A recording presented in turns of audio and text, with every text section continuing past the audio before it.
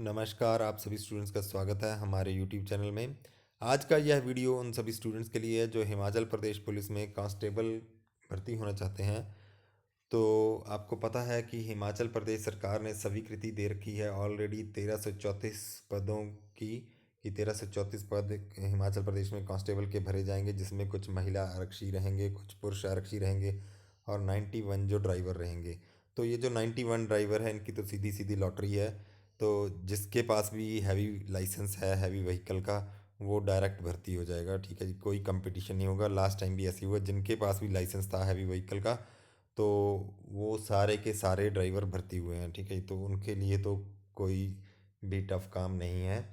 ठीक है, तो बाकी जो जीडी में आना चाहते हैं उनके लिए हम देख लेते हैं कि क्या क्राइटेरिया रहेगा, फिजिकल स्टैंडर्ड क्या रहेगा, एजुकेशन क्वालिफिकेशन क्या रहेगी और किस तरह से उनके हाइट वगैरह के मार्क्स जुड़ेंगे और किस तरह से उनके एग्ज़ाम में क्वेश्चंस पूछे जाएंगे। ये सारी चीज़ें इस वीडियो में हम डिस्कस कर रहे हैं। तो सबसे पहले एजुकेशनल क्वालिफिकेशन देख लेते हैं। तो एजुकेशनल क्वालिफिकेशन आप देख रहे हैं कि सभी के लिए जो है 10th+2 है। ठीक है जी, इर्रिस्पेक्टिव ऑफ कैटेगरी, कोई भी कैटेगरी है तो सभी के लिए जो है 10th+2 ही है कैटेगरी, 10th+2 ही है क्वालिफिकेशन। तो सबसे पहले अब जनरल कैटेगरी के लिए देखते हैं कि एज देखिए 18 से 23 वर्ष है। 23 वर्ष की यहाँ पर लिमिटेशन है। 23 साल से जिनकी आयु ज़्यादा है वो एलिजिबल नहीं रहेंगे। फिर 5 फुट 6 इंच जो है वो हाइट है जनरल कैटेगरी के लिए। और फीमेल कैंडिडेट्स जो हैं उनके लिए जनरल कैटेगरी के लिए 5 फुट 2 इंच हाइट कम से कम होनी चाहिए। और जो चेस्ट की मेजरमेंट है वो केवल मेल कैंडिडेट्स की होती है। उसमें 31 इंच बाय 32 इंच जो है वो आपका इसका रहेगा चेस्ट का जो है क्राइटेरिया। तो नेक्स्ट जो है आपका SC ST के लिए आप देखेंगे कि 18 से 25 वर्ष के लिए जो है आयु सीमा है। इसी तरह से OBC के लिए भी आयु सीमा यही है। ठीक है जी, और आपका यहाँ पर गोरखाज के लिए भी आयु सीमा यही है। लेकिन हाइट यहाँ पर अलग अलग क्राइटेरिया है। OBC के लिए जनरल की तरह 5 फुट 6 इंच मेल के लिए और 5 फुट 2 इंच फीमेल के लिए है। और SC ST के लिए देखिए देखिए आपका मेल के लिए 5 फुट 4 इंच हाइट है और फीमेल के लिए आपका 5 फुट। इसी तरह से जो गोरखा है, गोरखा के लिए भी 5 फुट 4 इंच है मेल के लिए हाइट और 5 फुट है फीमेल के लिए हाइट की रिक्वायरमेंट मिनिमम।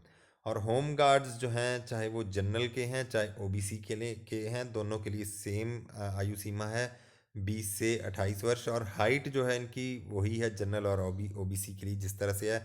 ठीक है जी, और जो होम गार्ड SC ST के हैं उनकी आयु सीमा भी जनरल और OBC होम गार्ड के जितनी ही है, लेकिन यहाँ पर आयु सीमा वही है जो SC ST के लिए है, 5 4 मेल के लिए और 5 फुट फीमेल के लिए। इसी तरह से होम गार्ड गोरखा के लिए जो है आयु सीमा आपकी 28 साल है और जो हाइट वही है जो इनके लिए नॉन होम गार्ड के गोरखा के लिए है। तो डिस्टिंग्विश स्पोर्ट्समैन जो है जनरल OBC के लिए उनके है जो आयु सीमा 25 साल तक है। ठीक है जी, तो और जो हाइट है वही है 5 फुट 6 इंच और 5 फुट 2 इंच फीमेल के लिए। ठीक है जी, इसी तरह से SC ST के लिए भी 25 साल है आयु सीमा और जो इनकी हाइट है वो है 5 फुट 6 इंच और 5 फुट 2 इंच। अब यहाँ पर थोड़ा सा फ़र्क है कि SC ST के लिए बाकी सारी जगह जो है हाइट मेल के लिए 5 फुट 4 इंच है। ठीक है, परंतु जो स्पोर्ट्समैन है उनके लिए मेल के लिए 5 फुट 4 इंच है और फीमेल के लिए 5 फुट 2 इंच है। ठीक है, जबकि SC ST के लिए बाकी सारी जगह फीमेल के लिए 5 फुट है।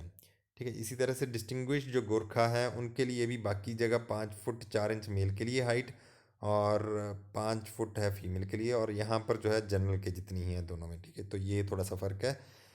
बाकी इसके अलावा हम देख लेते हैं कि हाइट के भी आपके नंबर जुड़ेंगे। जब आप भर्ती होने जाते हैं तो सबसे पहले आपकी फ़िज़िकल मेजरमेंट ही होती है। फ़िज़िकल मेजरमेंट के बाद आपके हाइट के नंबर जुड़ेंगे। ठीक है जी, आप के हाइट के देखिए इस हिसाब से हाइट मैटर करती है काफ़ी ज़्यादा आपकी सिलेक्शन में भी।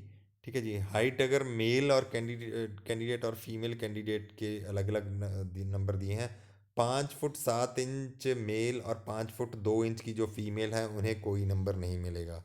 ठीक है जी, अब 5 फुट 7 इंच से जो ज़्यादा है और 5 फुट 8 इंच से कम है जो मेल, और फीमेल 5 2 5 3 के बीच में है, उन्हें दिया जाएगा 1 नंबर। ठीक है जी, तो ये बहुत लोग ये स्कोर कर लेते हैं 1 और 2 number. 5 foot 8 inch 5 foot 9 inch जो है हाइट मेल कैंडिडेट की, 5'3", 5'4" फीमेल की, तो उनको 2 नंबर मिलेंगे। इसी तरह से 5'9" से जो लंबे हैं और 5'10" से छोटे हैं मेल, और 5'4", 5'5" के बीच फीमेल्स हैं, उनको 3 मार्क्स मिलेंगे। ठीक है जी। अब जो 5'10" से ज़्यादा है और 5'11" से कम है मेल की हाइट, और 5.5, 5'5" जो है फीमेल की जो हाइट है, और 5'6" से कम है, उन्हें 4 नंबर मिलेंगे हाइट के। और 5'11" से जिनकी हाइट ज़्यादा है मेल की, और फीमेल की 5'6" से अबव है, उनको मिलेंगे 5 मार्क्स। तो ये नंबर जो है 5 मार्क्स बहुत मैटर करते हैं। 4 नंबर का सीधा सीधा फ़र्क हाइट का ही पड़ जाता है यहाँ पर। ठीक है जी। तो इसके बाद जो है आपका होता है ground test, physical efficiency test. Physical efficiency test में देखिए, पहले तो आपके मार्क्स जुड़ते थे, लेकिन अब यहाँ पर मार्क्स नहीं आपके जुड़ते हैं, जो बड़ी बात है।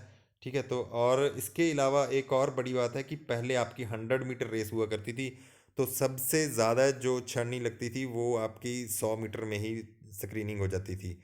ठीक है। 100 मीटर की रेस में जो है वो सबसे ज़्यादा लोग बाहर होते थे। अब जो है 100 मीटर हटा दी गई है। अब मेल के लिए 1500 मीटर की रेस रखी है, और फीमेल के लिए 800 मीटर की। ठीक है जी। मेल को जो है ये 1500 6 मिनट 30 सेकंड्स में करना है, तो कोई भी मेल आसानी से कर सकता है। आप कि अगर कभी भी नहीं भागे हैं, तो भी आप 15-20 दिन अगर सही ढंग से प्रैक्टिस करेंगे, तो ये आप अटेम्प्ट कर लेंगे। 6:30 में कोई भी बड़ा टारगेट नहीं है, बड़ी आसानी से 1500 मीटर की जा सकती है। इसी तरह से फीमेल के लिए भी जो 4 मिनट 15 सेकंड के अंदर 800 मीटर करनी है, तो ये भी ज़्यादा टफ नहीं है। ठीक है जी। हालांकि प्रैक्टिस आपको फीमेल्स को हो सकता है करनी पड़े। ठीक है। लेकिन ये ज़्यादा बड़ा मुश्किल टारगेट नहीं है, क्योंकि जब आप ट्रेनिंग में जाएंगे, अगर आप सिलेक्ट भी हो जाते हैं, तो वहाँ पर भी आपको फिज़िकल एफिशिएंसी जो है काफ़ी ज़्यादा, आपको रनिंग वगैरह काफ़ी करनी पड़ती है। नेक्स्ट आपका हाई जंप रहता है। अब जो है हाई जंप में कई बच्चे जो है वो रह जाते हैं। हालांकि हाई जंप भी आप प्रैक्टिस करेंगे, तो ये भी 1:25 है मेल के लिए। ठीक है जी। तो मैं 1:25 जो है 3 अटेम्प्ट्स में आपको ये कवर करना है, 1.25 मीटर का हाई जंप। तो प्रैक्टिस करिएगा, आप प्रैक्टिस से अचीव कर सकते हैं 1-2 महीने में। ठीक है। फिज़िकल एफिशिएंसी का ये बड़ा मुश्किल काम नहीं है आपका। इसी तरह से फीमेल का 1 मीटर का तो बिल्कुल भी टफ नहीं है ये। ठीक है। 3 अटेम्प्ट्स में आपको करना है। इसी तरह से आपका ब्रॉड जंप है, जो कि लॉन्ग जंप जिसको बोलते हैं, तो ये जो है 4 मीटर है, लगभग 12 फुट के करीब। तो ये भी ज़्यादा नहीं है। आप प्रैक्टिस ज़रूर कीजिए। इस और फीमेल के लिए जो है 3 मीटर है आपका ब्रॉड जंप, और मैक्सिमम 3-3 अटेम्प्ट ही आपको यहाँ पर मिलेंगे। तो ये तो होता है आपका फिज़िकल मेजरमेंट, जो पहले आपने देखा आपकी लंबाई वगैरह मापी जाएगी। उसके बाद आपका फिज़िकल एफिशिएंसी टेस्ट भी सेम डे करवा लिया जाएगा। अब जो लोग यहाँ पर क्वालिफाई करेंगे, उनका अब होता है उसके बाद रिटन टेस्ट। ठीक है जी। रिटन टेस्ट में देख लेते हैं कि क्या कुछ आपसे पूछा जाएगा। देखिए, रिटन टेस्ट जो आपका है ये आपका 60 मिनट का रहता है, और 60 मिनट में आपको काफ़ी क्वेश्चन जो है वो सॉल्व करने पड़ते हैं। ठीक है जी। आपको ये देखिए, आपको 80 क्वेश्चंस जो हैं वो सॉल्व करने पड़ेंगे 60 मिनट में, 80 क्वेश्चंस। तो आपकी प्रैक्टिस काफ़ी बढ़िया रहनी चाहिए, तो आपको बहुत बढ़िया प्रैक्टिस करनी पड़ती है यहाँ पर अपना रिटन क्वालिफाई करने के लिए। ठीक है जी। तो अगर हम एग्ज़ाम की बात करें, तो एग्ज़ाम का लेवल देखिए, इंग्लिश लैंग्वेज का आपसे पूछा जाएगा।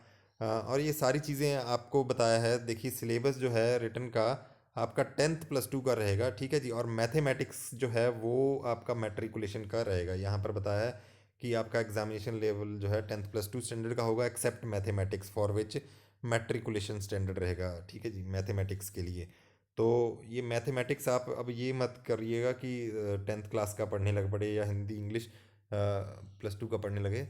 तो ये आप पुराने पेपर देखिएगा किस तरह से वहाँ पर पूछा गया है। इंग्लिश लैंग्वेज देखिए, 16 क्वेश्चंस आपसे पूछे जाएंगे, और हिंदी लैंग्वेज के भी 16 क्वेश्चन पूछे जाएंगे। तो ये जो है आपका काफ़ी अचीवेबल स्कोर है। ये 16 आपका टारगेट होना चाहिए कि मैक्सिमम क्वेश्चन आप यहाँ पर आंसर करें। इसी तरह से इंग्लिश लैंग्वेज, हिंदी इंग्लिश जो है, आप 10th+2 की ग्रामर बिल्कुल रट लें, जो एचपी बोर्ड की है। ठीक है। हर एक अक्षर आपको रटा हुआ होना चाहिए।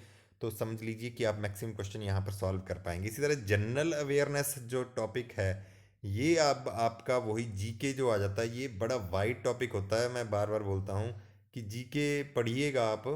ठीक है। जितना पढ़ सकते हैं पढ़िए। 16 में आप आधे नंबर भी ले जाएं तो अच्छी बात है।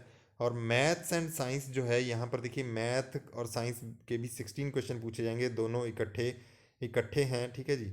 और जो यहाँ पर पॉसिबिलिटी रहेगी कि ज़्यादा जो हैं वो साइंस के पूछे जाएंगे आपसे, क्योंकि आपका जो रीजनिंग एप्टीट्यूड है ये भी लगभग मैथ के जैसा ही चीज़ें रहती हैं इसमें, ये भी 16 मार्क्स का है, ठीक है। तो यहाँ पर देखिए, ये सारी चीज़ें, आपका मैथ्स का भी यहाँ पोर्शन नहीं छूटना चाहिए, और रीजनिंग का भी आपका मैक्सिमम मार्क्स यहाँ पर आने चाहिए, ठीक है। 16 में से आपके 12 से कम मार्क्स आपके रीजनिंग एप्टीट्यूड में नहीं आने चाहिए किसी भी हाल में। तो सबसे ज़्यादा आपको फोकस करना है जिन जिन एरियाज़ पे, वो है आपका रीजनिंग एप्टीट्यूड, ठीक है जी। यहाँ पर अगर आप 12 नंबर ले लेते हो और 12 से 13 नंबर आप हिंदी में ले लेते हो, तो 24-25 नंबर आपके यहीं पर हो जाते हैं। इसी तरह से इंग्लिश लैंग्वेज का भी एक फिक्स सा आपका जो है सिलेबस होगा, कंसाइज सा सिलेबस है, वहाँ भी आप अच्छे 10 से 12 नंबर ले सकते हो, ठीक है जी। तो आपके 12-12 नंबर अगर इन तीन जगह से लिए, तो 36 नंबर तो आपके डायरेक्ट यहीं पर हो जाते हैं, ठीक है। फिर जनरल अवेयरनेस और मैथ साइंस में भी आप 10-10 नंबर आराम से स्कोर कर सकते हो, ठीक है जी। तो इस तरह से आपका ये 80 मार्क्स का जो है, कम से कम जो है, जो मैं बता रहा हूँ कि मिनिमम जो स्कोर ये इतना आप कर सकते हैं, ठीक है। जो सेफ स्कोर आपका हो सकता है, तो इससे ज़्यादा भी आप स्कोर कर सकते हैं। तो अभी से आप तैयारी शुरू कर दीजिए, क्योंकि जल्द ही जो है ये आपके लिए नोटिफाई कर दी जाएंगी आपकी पोस्ट्स, जो आपका गवर्नमेंट ने जो ये भरने के लिए, पोस्ट भरने के लिए जो है स्वीकृति प्रदान की है। तो जल्द ही ये प्रक्रिया आपकी भर्ती की शुरू हो सकती है। तो उम्मीद है आपको आज की जानकारी पसंद आई होगी। इसी तरह के वीडियो देखने के लिए लाइक करें, शेयर करें, सब्सक्राइब करें हमारे यूट्यूब चैनल को। और जल्द ही मैं एचपी कांस्टेबल भर्ती के लिए सीरीज़ शुरू करने वाला हूं। तो आप जल्द से जल्द हमारे चैनल को सब्सक्राइब ज़रूर कीजिए, ताकि आपको टाइमली नोटिफिकेशन मिलती रहे। धन्यवाद।